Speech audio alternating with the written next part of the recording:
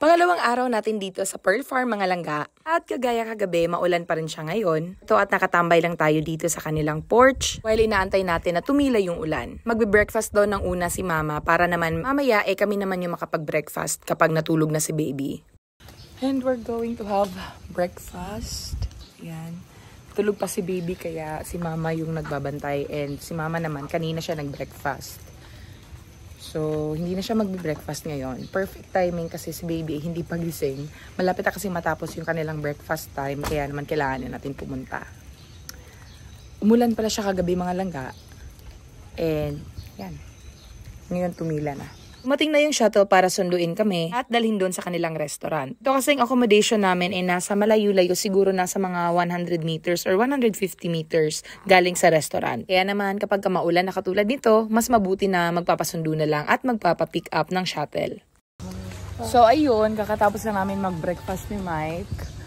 Medyo late namin nakapag-breakfast. Almost 10, so meron lang kaming 35 minutes na mag-breakfast doon. Kaya hindi na namin inabutan yung mga mainit na mga pagkain. And hindi na kami na-serve ng kape. Nag-request kami ng coffee. Sabi naman niya, oo, pero hindi na na-serve. Malis na lang kami kasi tapos na naman kaming kumain. At maglalakad-lakad na lang kami ni Mike papunta doon sa Malipan, ano ba yan? Mandaya House para ma-drain yung aming mga bumaba yung aming mga kinain, yung mga kinonsum namin na food. Ito pala yung kanilang Samal House. Dito mga langga, ayan. Ayan, yung Samal House. Alam niyo, perfect timing ng pag-alis namin sa Tagum sa amin kasi inulan siya kagabi. Nung dumating kami dito kahapon, tsaka naman umulan ng sobrang lakas at nawala ng kuryente dun sa amin. Kaya naman, perfect timing yung pagpunta namin dito ngayon kasi walang aircon, hindi namin magagamit yung aircon sa bahay. At alam niyo naman si baby, hindi pwede na walang aircon kasi hindi yun makakatulog sa sobrang init. So ayun, perfect timing. Pero ngayon, tumila na yung ulan. Ayan. Wala kami masyadong ginawa dito sa Pearl Farm mga langga, kundi mag-relax, maligo sa pool, at kumain. Ayun na nga, ngayon ay lunchtime na naman at nandito na naman tayo sa restaurant para mag-lunch. Higa! Pagkatapos naming nag-lunch ay naglakad-lakad muna kami dito sa resort. Pumunta kami dito sa kanilang parola para umupo at manood ng mga isda. May mga isda kasi dito na nakikita sa gilid mga langga. Kaso ngayon daw, bawal na silang pakainin. Pero 2 years ago, nung kinasal kami dito ni Mike, pwede pang magpakain ng mga isda. Kaya yun yung activities na ginagawa namin every day, every morning. Kaya ayun, naglakad-lakad na lang kami dito sa resort. Ano din sana namin na pumunta doon sa may hilltop para makita yung view doon. Kaso nga lang, parang kumukulimlim na naman at nagbabadyang umulan. Sobrang delikado kasi baka mabasa tayo ng ulan at magkasakit pa si baby. Kaya nag-request lang din ulit kami ng shuttle para dalhin kami doon sa aming accommodation. At hindi kalaunan dumating na yung shuttle at dinala na kami doon sa aming room. Pagdating namin sa bahay, plano namin na magpahinga na muna at ligo mamaya kapag katumila na yung ulan. Hindi kalaunan nakatulog na rin si baby. Kaya naman ay nagplano kami ni Mike na maligo. Si mama na lang daw muna yung magbabantay kay baby. Kaya tara, bago tayo maligo, mamasyal muna tayo dito sa Mandaya area.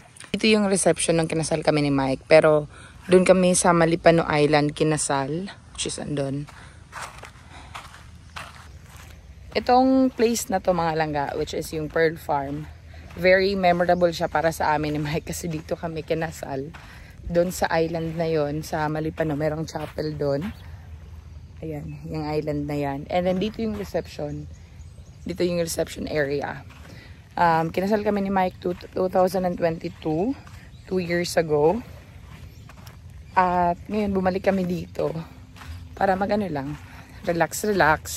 Yung itsura niya. Pangit lang yung weather today kasi maulan. But maganda pa rin naman yung lugar. Tahimik kasi kaunti lang yung guest na andito ngayon. Tahimik ngayon dito mga langga kasi kaunti lang yung mga tao na nag-accommodate dito sa area na to. Kaya naman pakiramdam namin parang exclusive lang talaga yung resort sa amin. Dito sa Mandaya hindi gaanong malinaw yung tubig kumpara doon sa kabila. Yun yung kanilang main na beach, dyan sa may parola, kung saan kami naglakad-lakad kanina. Maganda pa rin naman yung dagat dito mga langga, malinaw pa rin naman siya at Maganda pa rin naman yung kulay ng buhangin mga langga, kaso nga lang low tide ngayon kaya ganyan yung itsura niya. Pero normally, abot doon yung tubig. Anyway, nandun pala banda yung swimming pool na liliguan natin. Nauna na sa akin si Mike. Bago tayo pumunta doon, tingnan muna natin itong tubig nila dito sa dagat mga langga kung gaano kalinaw. Ayan, at nakikita rin naman yung mga isda, mga maliliit na isda na andito lang malapit sa shoreline. Ngayon ay puntahan na natin si Mike para samahan siya na maligo. Nagsuot pala ako ng pantakip sa buhok mga langga kasi hindi ko planong basain yung buhok ko. Kung napapansin nyo kasi, ang buhok ko ay mahaba na at napakakapal. Kaya nahihirapan ako na tuyuin siya. Kaya naman hindi ko na siya babasain ngayon kasi binasa ko naman siya kagabi nung naligo ako. 30 minutes na lang at magsasarado na itong pool kasi hanggang alas 5 lang pwedeng maligo dito. Kaya naman sinulit na namin ni Mike.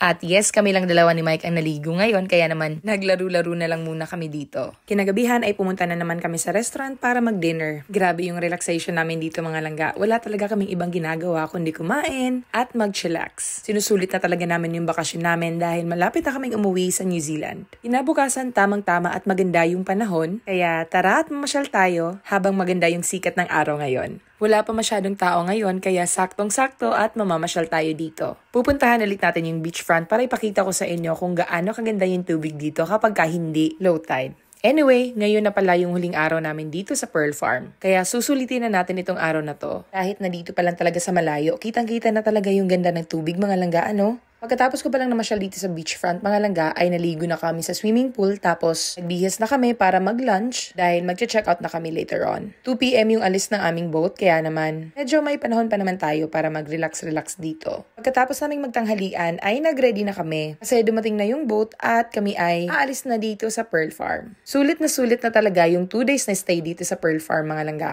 Pero kung 1 day lang yung maa-avail ninyo ay ayos lang din naman siya. Pero mas mag-e-enjoy kayo kung 2 days yung i-avail ninyo. Nang dumating kami doon sa marina sa Pearl Farm, hindi na ako nakapag-film pero yung mga tao doon, yung mga receptionist, tsaka yung guard, napakabait nila. Nonood din pala sila ng vlog namin. Kaya naman, thank you po sa inyo kung nanonood man kayo ngayon. Nang nakalagpas na kami ng Davao City mga langga, nakita namin na sobrang laki ng baha. Stuck kami dito sa traffic at sobrang tagal namin bago makalagpas. Yung ibang driver, ayan, nakikita nyo naman, dito na sa side namin dumaan. Nagkakaroon na ng traffic dahil yung ibang mga driver nangaagaw na ng linya. Meron na kami mga nababasa nito na mga road closures at yung iba naman ay nagsasabi na hindi na daw pwede itong daanan papunta doon sa amin sa Tagum. Pero dahil meron pa rin namang nakauna sa atin, ifa-follow na lang din natin sila. Kung nakikita nyo yung ibang mga sasakyan sa likuran namin ay doon na dumaan sa kabilang side, ibig sabihin mga langga, inagawa na rin nila yung mga papunta doon sa Davao. Kaya yung linya namin imbes na 3 lanes lang, naging 5 lanes na. Mabuti na lang at dumating na yung mga pulis doon sa unahan para i-handle itong mga drivers na nasa likuran dapat namin pero ayan at sumisiksik doon sa kabilang side. Naiintindihan naman namin na nagmamadali sila at gusto na nilang makauwi. Pero dapat maintindihan din nila na kami din ay nagmamadali at gusto na rin naming umuwi. Pero yung ibang mga driver talaga, naku matitigas yung mga ulo. Ang mga tao dito sa may gilid na binaha ng mga langga ay nag-evacuate na sila. Sobrang nakakaawa ng mga langga kasi sobrang taas na ng tubig talaga.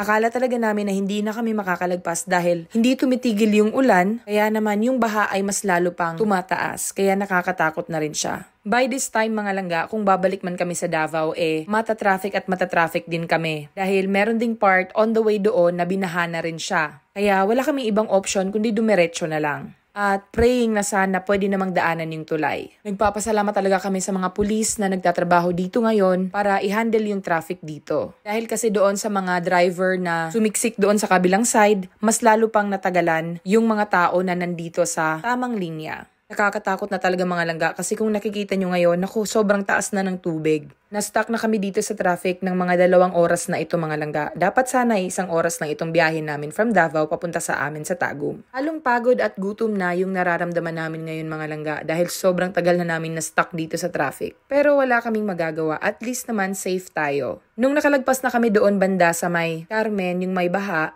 pagdating naman namin dito, naku, nag-traffic na naman ulit mga langga dahil, ayan, kitang-kita nyo naman yung ibang mga driver na ngaagaw na naman ng linya. Alam nyo, napapansin ko talaga dito sa atin sa Pilipinas, no? Lalong-lalo na po yung ibang mga motorcycle driver. Hindi naman sa nilalahat ko mga langga, pero napakaraming mga motorcycle driver na kahit na naka-indicate ka na papunta sa kanan, uunahan ka pa rin nila. Kaya nakakatakot na baka masagasaan mo pa sila. Yung iba kasi mga motorcycle driver talaga, naku, napakatigas ng ulo. Dikit ng dikit, tapos bigla-bigla na lang sumusulpot. Kaya naman ako ay natatakot talagang magmaneho dito sa Pilipinas, mga langga. Inabot na kami ng 3 oras, mga langga, at malayo-layo pa rin kami doon sa amin dahil grabe yung traffic dito. Ayan, kitang-kita nyo naman, mga langga, napakabagal ng aming usad. Pagdating talaga namin doon sa bahay, mga langga, kakain kami ng napakarami dahil sobrang gutom na namin. Ayan, at nakita nyo naman, inabot na nga kami ng dilim dito sa daan. Umalis kami kanina sa Davao ng mga 3:30 PM at ngayon ay nasa mga 6:30 na. Mabuti na lang at medyo humina na yung ulan. Doon pa naman sa lugar namin binabaha din yung daanan. Nagdadasalan talaga kami na sana hindi naman ganun kataas yung tubig doon sa amin. Anyway, mga langga, yun lang muna yung ating vlog for today. Sana ay safe kayong lahat, lalong-lalo na yung mga taga Mindanao na binagyo at binaha. Maraming salamat, mga langga, for watching. God bless you. Keep safe. Bye!